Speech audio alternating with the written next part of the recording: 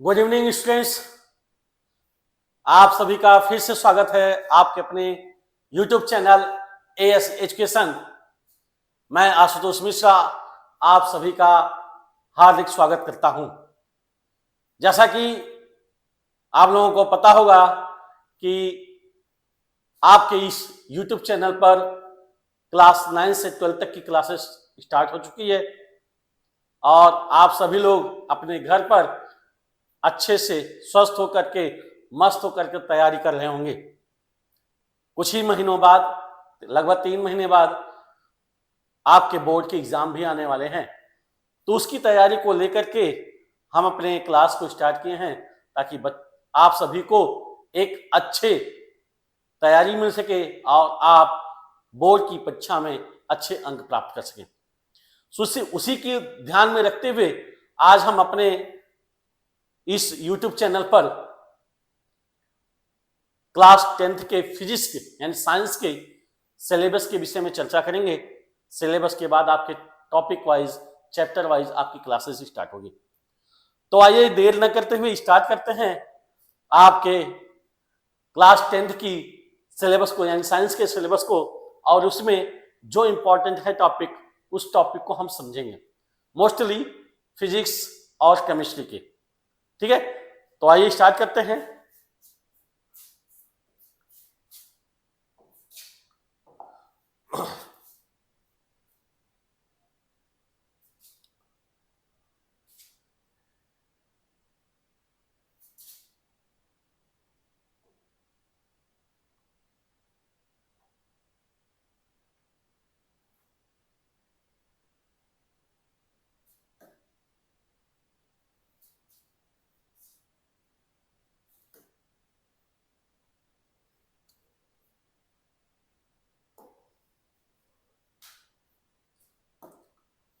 चलिए,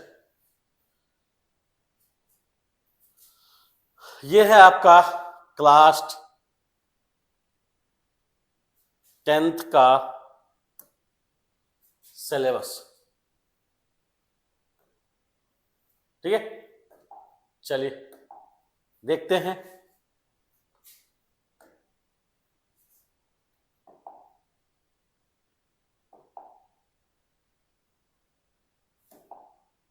चल तो शैक्षणिक सत्र 2025 और 26 के लिए विज्ञान विषय का यह सिलेबस है। किस विषय का है?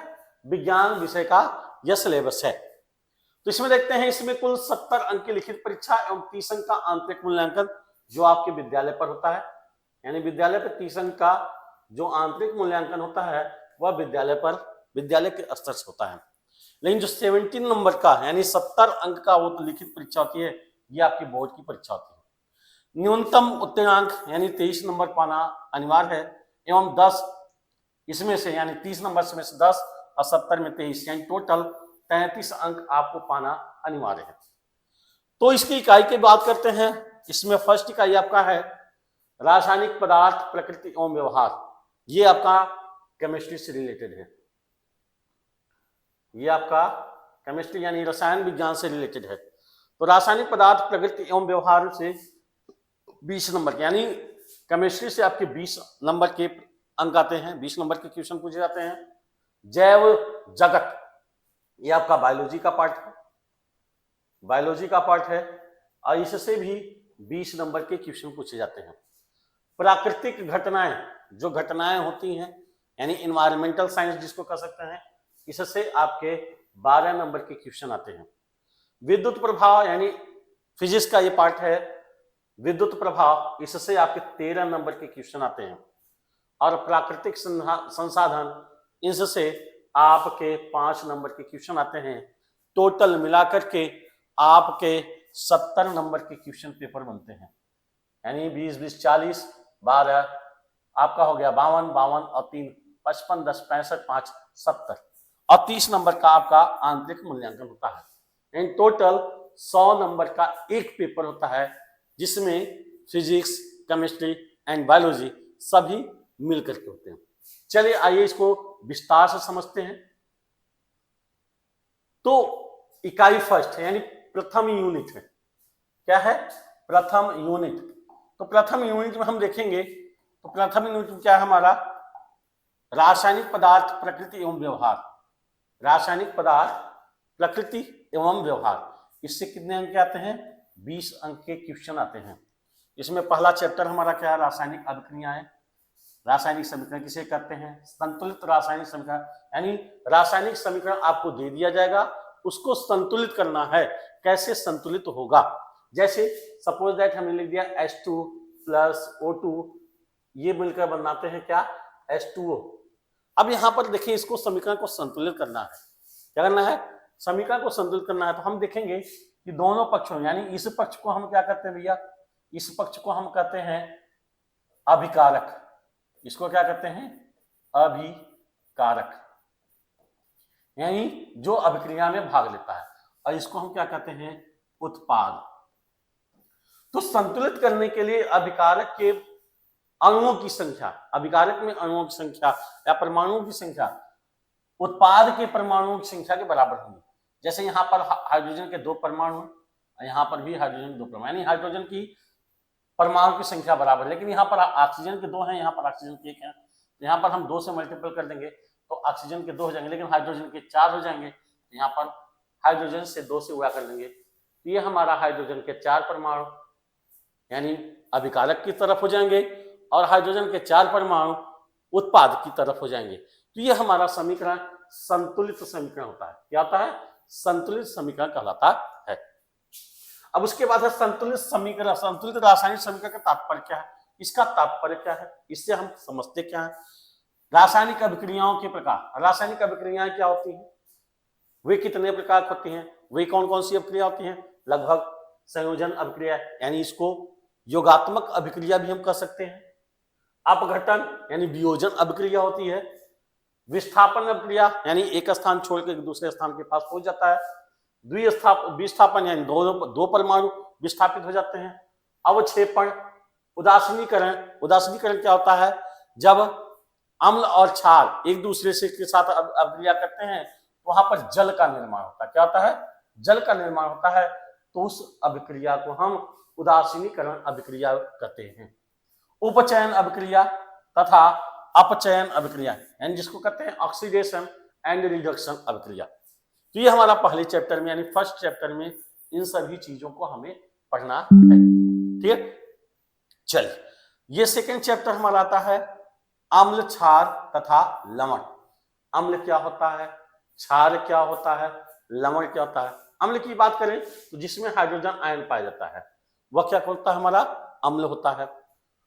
और क्षार की बात करें तो जिसमें OH आयन पाया जाता है वह क्या होता है, क्षार होता है। इसके आधार पर H+ तथा OH- आयनों के आधार पर अम्ल, क्षार तथा लवण की व्याख्या करें। अगर लवण की बात करें तो लवण एक तरह से नमक होता है। लवण भी कई प्रकार के होते हैं, उनके आधार पर किसी में H पाया जाता है, किसी में OH पाया जाता है, किसी में दोनों नहीं पाए जाते हैं। इस प्रकार से लवण भी कई प्रकार के होते हैं। अब इनके अम्ल के गुणधर्म यानी सामान्य गुणधर्म क्या है, इनका उदाहरण क्या होता है, इनकी उपयोगिता क्या होती है। इसी पर आता है एक पीएच पैमाना, पीएच स्केल। क्या आता है, पीएच स्केल। पीएच स्केल आता है, ये आपका बहुत इंपॉर्टेंट टॉपिक है, पीएच स्केल। पीएच स्केल के आधार पर एक ऐसा स्केल होता है जिसके आधार पर हम अम्ल और क्षार को अलग कर सकते हैं। अम्ल और क्षार को अलग है। इनका क्या होता है, पीएच स्केल 0 से लेकर के 14 तक होता है। अब 14 का मध्य भाग कितना होता है, 7। ये 7 किसका, हमारा जल का पीएच मान होता है। अब 7 से कम है तो वो हमारा क्या हो जाएगा, अम्ल, और 7 से ज्यादा है तो हमारा क्या हो जाता है, क्षार। यानी पीएच स्केल के आधार पर हम अम्ल और क्षार की भी व्याख्या कर सकते हैं। लघुगणक से संबंधित परिभाषा, लघुगणक का सूत्र क्या होता है, दैनिक जीवन में पीएच का महत्व क्या है, यानी पीएच का महत्व क्या है, पीएच का इतना महत्व ज्यादा क्यों होता है। तो हम जानते हैं कि जैसे हमारे अमाशय में क्या पाया जाता है, HCl पाया जाता है। और जब HCl यानी कब्ज बन जाती है, अम्लता हमारे शरीर की बढ़ जाती है, यानी तैलीय चीज खा लेते हैं, बाहरी चीज खा लेते हैं तो अम्लता बढ़ जाती है। उस अम्लता को दूर करने के लिए क्या दिया जाता है, MgOH का होल ट्वाइस, मैग्नीशियम हाइड्रोक्साइड की गोली दी जाती है। दवा दी जाती है, यानी वह दवा दी जाती है जिसमें मैग्नीशियम हाइड्रोक्साइड मिला होता है। तो ये HCl क्या हो गया, अम्ल हो गया, मैग्नीशियम हाइड्रोक्साइड क्या हो गया, हमारा क्षार हो गया। अब जब ये दोनों मिल जाते हैं तो ये उदासीनीकरण अभिक्रिया करते हैं, यानी H2O जल बना देते हैं। तो ये क्या करता है, इसकी अम्लता को खत्म कर देता है और अम्ल जो है इसकी क्षारकता को खत्म कर देता है। तो वहां पर ये पीएच का महत्व आ जाता है। अब आता है सोडियम हाइड्रोक्साइड। सोडियम हाइड्रोक्साइड कैसे बनता है, यानी NaOH कैसे बनता है, विरंजक चूर्ण यानी ब्लीचिंग पाउडर, ये कैसे बनता है, CaOCl2 कैसे बनता है। बेकिंग सोडा कैसे बनता है, बेकिंग सोडा मतलब NaHCO3 यानी सोडियम बाइकार्बोनेट। फिर धावन सोडा क्या होता है, Na2CO3 यानी सोडियम कार्बोनेट कैसे बनता है।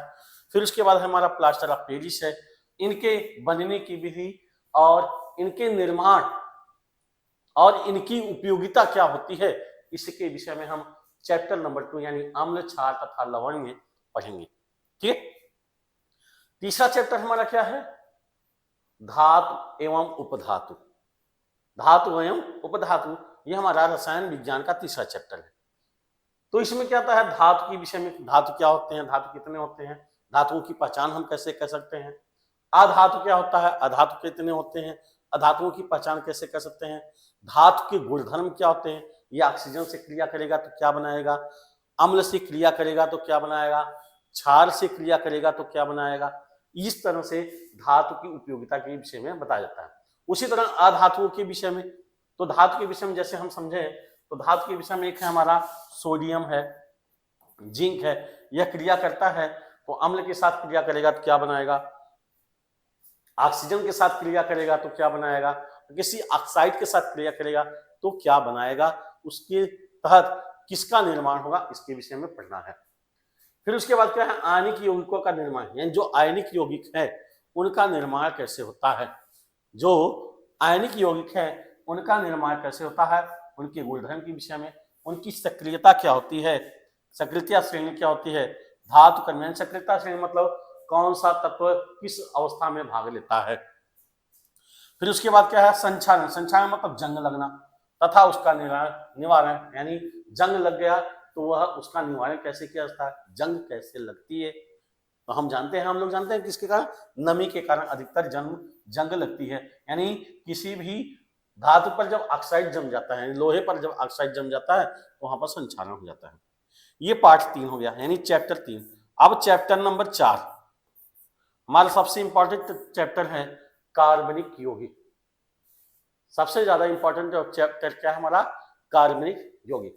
तो कार्बनिक यौगिक में क्या, कार्बनिक यौगिकों में सहसंयोजी आबंध कौन कौन से बनते हैं, कार्बन की सर्वतोमुखी प्रवृत्ति क्या होती है, समजातीय श्रेणी क्या होती है, प्रकार्यतम का समूह वाले कार्बनिक यौगिक जैसे हैलोजन क्या होता है, हैलोजन का सूत्र क्या होता है भैया, CnH2n+2, यानी हैलोजन क्या होता है, एल्कोहल की बात करें तो C2H5OH, ये हमारा क्या है, एल्कोहल।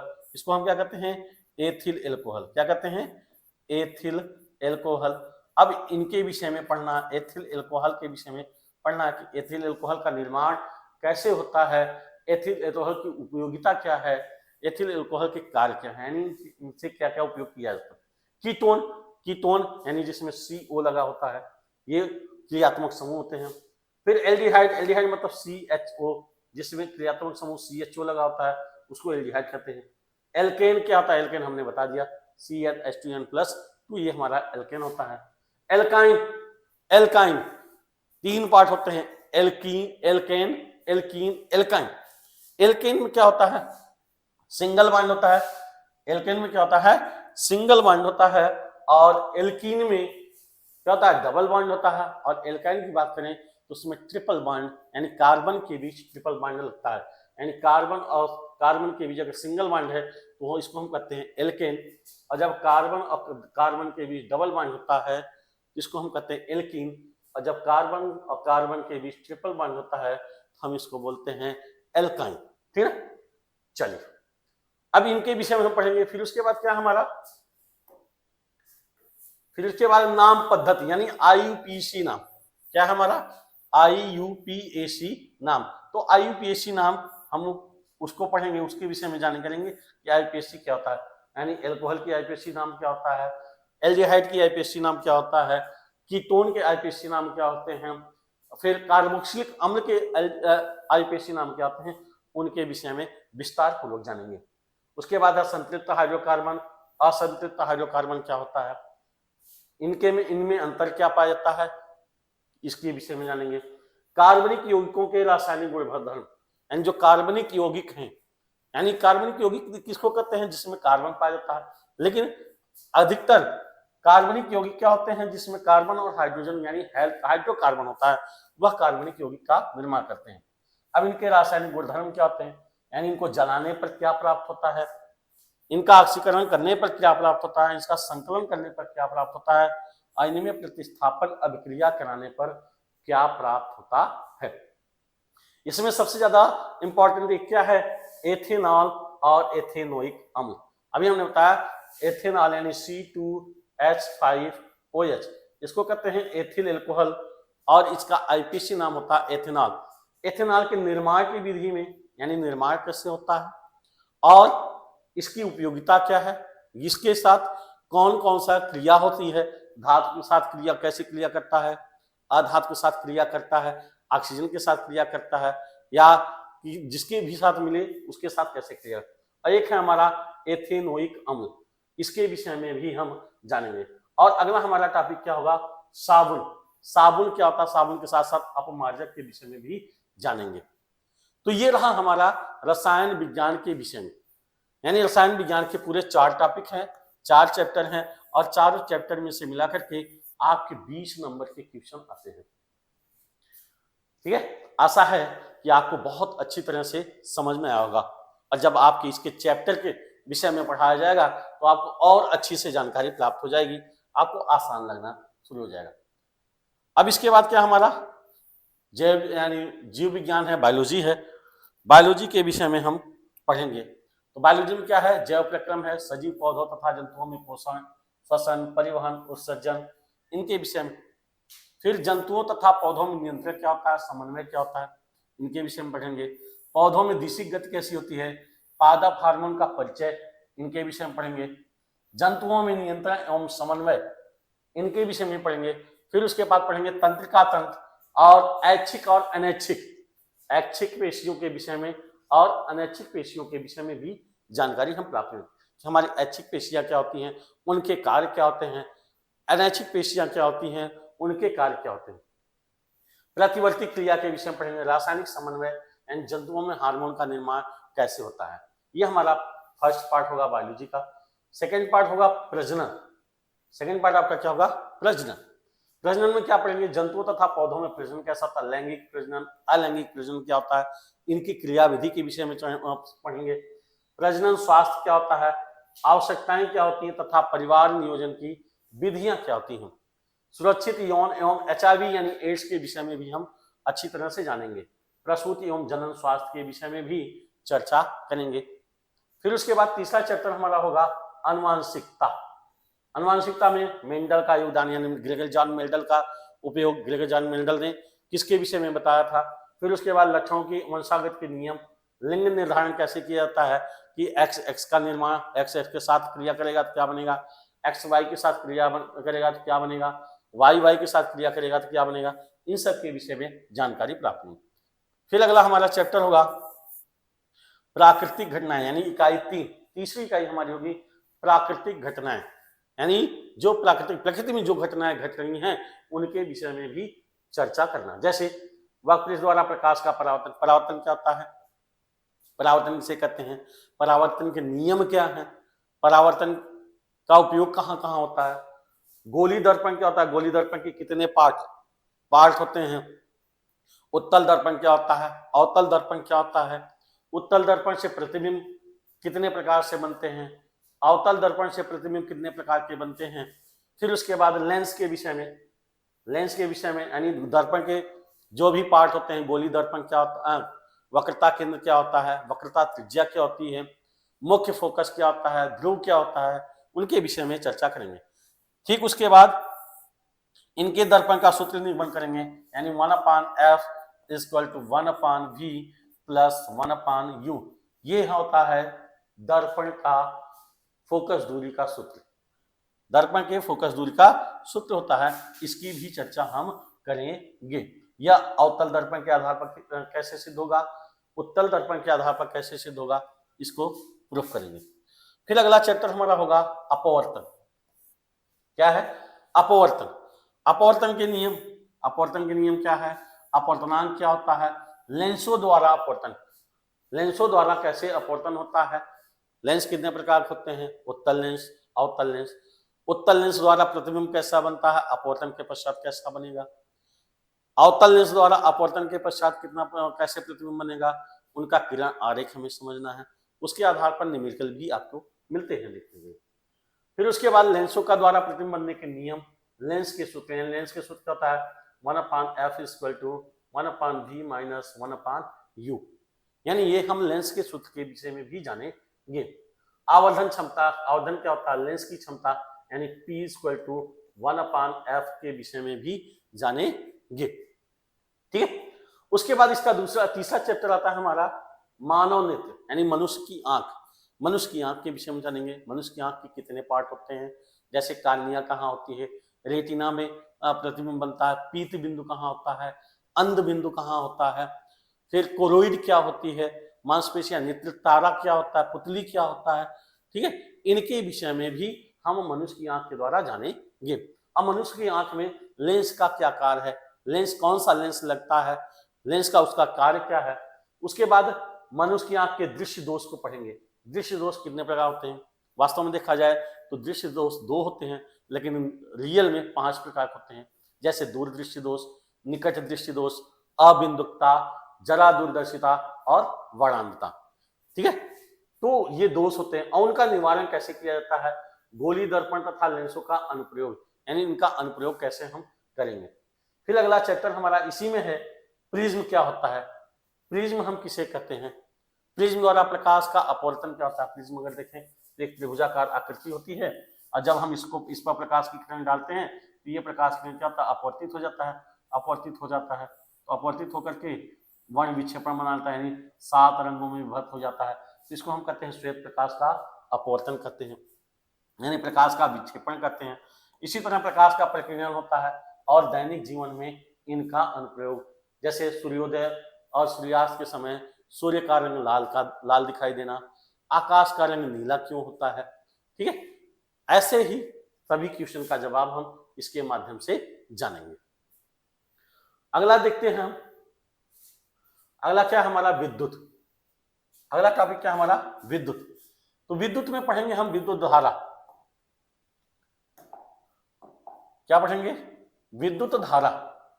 विद्युत में पढ़ेंगे विद्युत धारा, विभवांतर क्या होता है, विद्युत धारा क्या होती है, ओम का नियम। ओम का नियम क्या होता है? अपन V/I = R होता है, यानी R क्या होता है? कांस्टेंट होता है, रेजिस्टेंस होता है। प्रतिरोध क्या होता है? प्रतिरोधकता क्या होती है? अप्रतिरोधक कारक जिन पर किसी चालक का प्रतिरोध निर्भर करता है, जैसे ताप पर निर्भर करता है। ताप पर, यानी ताप बढ़ाने पर प्रतिरोध बढ़ेगा कि घटेगा, ताप घटाने पर प्रतिरोध घटेगा कि बढ़ेगा। फिर उसके बाद अन्य अवस्थाएं जो होती हैं उन पर भी प्रतिरोध निर्भर करता है। प्रतिरोधों का संयोजन 2 क्रम से होता है, एक श्रेणी क्रम संयोजन होता है और एक समांतर क्रम संयोजन होता है। फिर इससे संबंधित सवाल भी हैं। ठीक है, फिर दैनिक जीवन में इसका उपयोग क्या होता है? वैद्युत धारा का उसमें प्रभाव, यानी ऊष्मा के द्वारा इसका प्रभाव क्या होता है? दैनिक जीवन में इसका उपयोग विद्युत शक्ति PVI तथा R में संबंध, जैसे P बराबर क्या होता है हमारा? VI होता है। और यहाँ से अगर हम देखें तो V बराबर क्या होता है बेटा? V बराबर क्या होता है? IR। अगर हम रखेंगे तो P बराबर क्या हो जाएगा? I²R। ये हमारा P यानी विद्युत शक्ति का संबंध का सूत्र होता है। फिर उसके बाद है अगला टॉपिक, विद्युत धारा का चुंबकीय प्रभाव।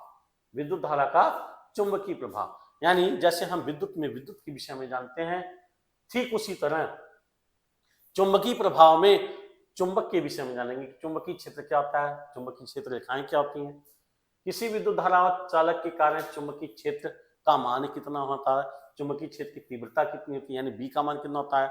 अब इसमें बायो सेवर्ट का नियम, चुंबकीय क्षेत्र के लिए बायो सेवर्ट का नियम क्या होता है? बायो सेवर्ट के नियम के आधार पर विद्युत धारा का चुंबकीय क्षेत्र क्या होता है?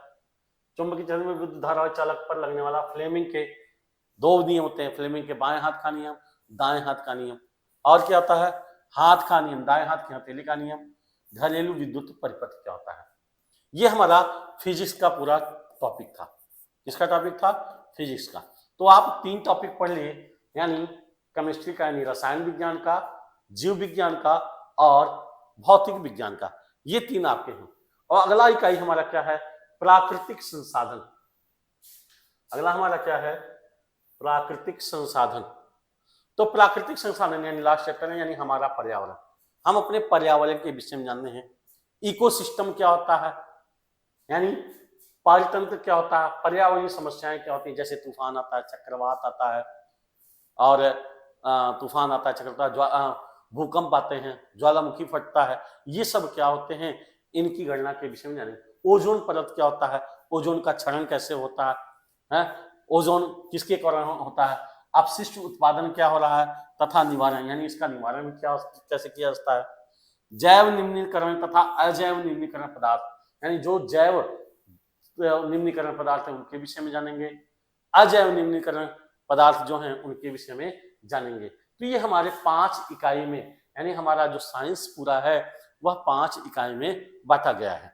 कितनी इकाई में बांटा गया है? 5 इकाई में बांटा गया है। तो जैसा कि हम आपको बता दें,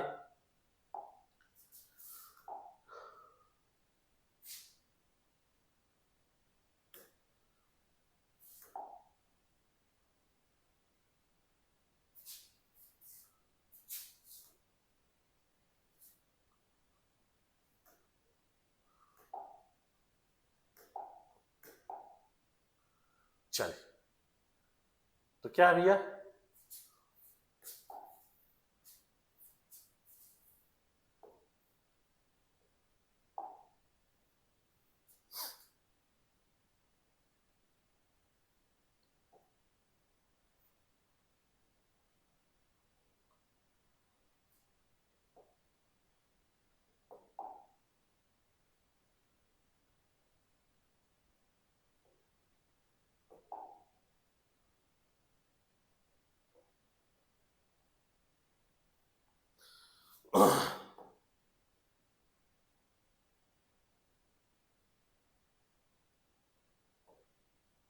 चलिए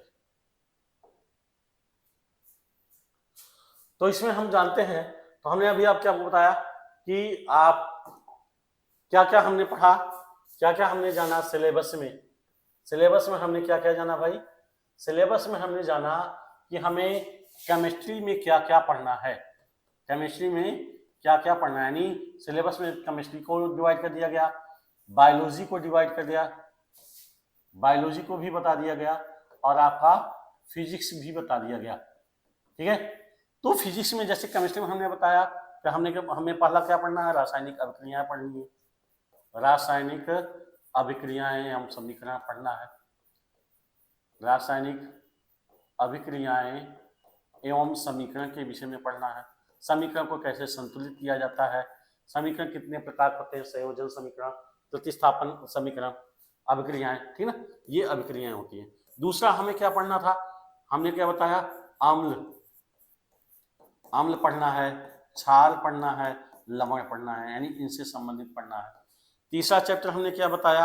हमारा तीसरा चैप्टर क्या है कि धातु तथा अधातु, धातु तथा अधातु के विषय में पढ़ना है। ठीक है, और चौथा हमने क्या बताया कि कार्बनिक रसायन के विषय में पढ़ना, यानी कार्बन से संबंधित तत्वों के विषय में जानना है, कार्बन से संबंधित तत्वों के विषय में जानना है। ठीक उसी तरह फिजिक्स में हमें पहला पार्ट चैप्टर क्या पढ़ना है?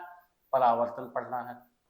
परावर्तन क्या होता है, परावर्तन के नियम क्या होते हैं, इन सब के, यानी इसी में दर्पण भी पढ़ना है, दर्पण क्या होता है, दर्पण द्वारा प्रतिबिंब का बनने का नियम क्या होता है। फिर दूसरा चैप्टर क्या हमारा? अपवर्तन। अपवर्तन के आधार पर हमने क्या पढ़ना है? लेंस को पढ़ना है कि लेंस क्या होता है, लेंस कितने प्रकार होते हैं, और लेंस से प्रतिबिंब कैसे बनता है, इसके विषय में। तीसरा टॉपिक हमारा क्या है? मानव नेत्र। क्या हमारा? मानव नेत्र।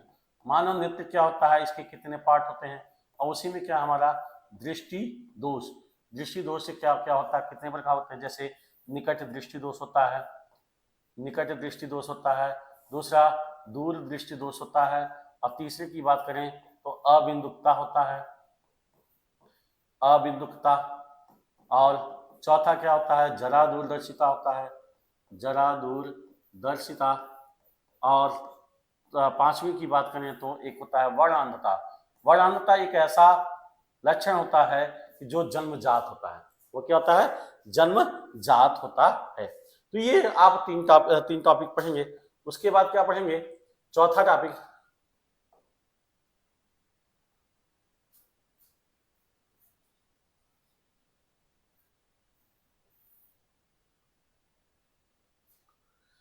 इसी चौथा टॉपिक हमारा क्या होगा, विद्युत धारा। क्या होगा भैया, विद्युत धारा। चौथा टॉपिक हमारा क्या होगा, विद्युत धारा। विद्युत धारा में हम पढ़ेंगे और इसमें ओम का नियम भी पढ़ेंगे, ओम का नियम पढ़ेंगे। क्या पढ़ेंगे, ओम का नियम पढ़ेंगे। फ्लेमिंग के बाएं हाथ का नियम, दाएं हाथ का नियम पढ़ेंगे, फ्लेमिंग के नियम को पढ़ेंगे। ठीक है, फिर उसके बाद आता है चुंबकीय प्रभाव। क्या होगा, चुंबकीय प्रभाव। चुंबकीय प्रभाव के विषय में भी हम पढ़ेंगे। फिर आ जाएगा हमारा प्राकृतिक घटनाएं। प्राकृतिक घटनाएं हमने जैसे अभी बताया आपको कि चक्रवात के विषय में पढ़ेंगे, तूफान के विषय में पढ़ेंगे, और भूकंप के विषय में, यानी इन सभी के विषय में हम पढ़ेंगे। ठीक है, तो आशा करते हैं आज का टॉपिक आपको बहुत अच्छे से समझ में आया होगा और आप सिलेबस को पूर्णतः अच्छी तरह से समझ चुके होंगे। तो मिलते हैं कल एक और नए वीडियो के साथ, आपके फिजिक्स की पहली क्लास को स्टार्ट करते हुए, और आप सभी लोग अच्छे से उसका आनंद लेंगे। आज के लिए बस इतना ही, धन्यवाद।